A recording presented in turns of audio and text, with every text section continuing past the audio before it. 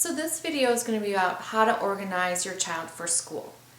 Every teacher or school or district has a certain way they like or suggestion about how they like to organize their kids. So these are a few suggestions on how you can modify a standard organizational system to work for your child. Requirement of an organizational system is going to be a binder.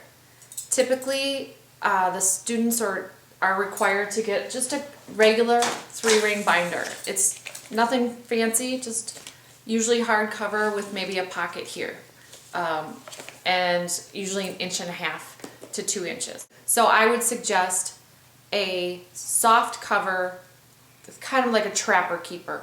It's got a soft cover and it has a zipper that's going to keep everything inside the binder, and it doesn't have a lot of hard edges to get caught on, you know, the backpack and the desk, so that's going to be more durable.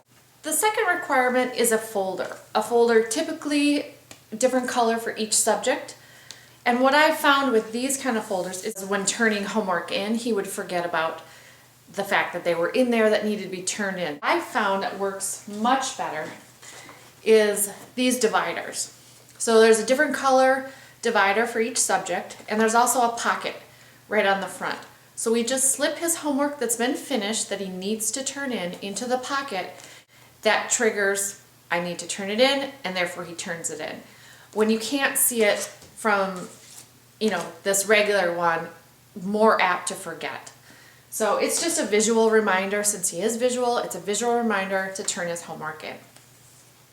Number 3 suggestion is a place for pencils, calculator, extra materials. So I found that if we have one of these that go in the binder, he is much more apt and capable of putting it back into this and keeping it there. Again, he's always in his binder for every subject. It's visual, it's a see-through. You can say, oh, pencils go back in there, or I need my eraser, need my calculator, here it is, rather than, you know, looking through his desk and not being able to find it.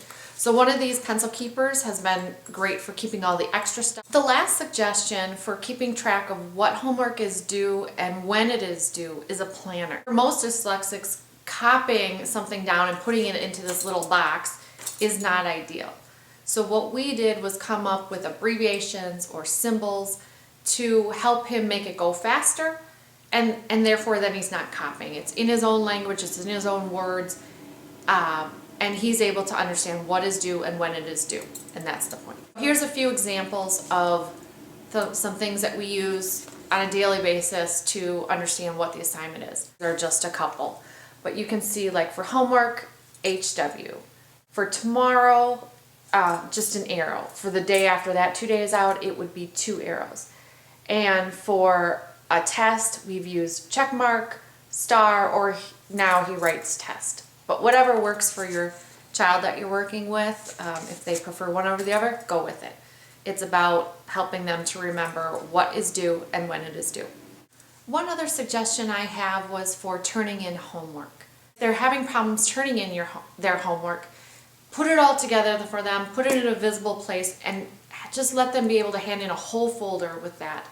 And you know, and they'll eventually move to being more independent with each paper that needs to be turned in. But it's a good stepping stone. And the folder looks like this. It's clear, again, so we can see what's in it, but it has a little tab that is going to hold the folder together, and we labeled it. This one was the math turn-in folder.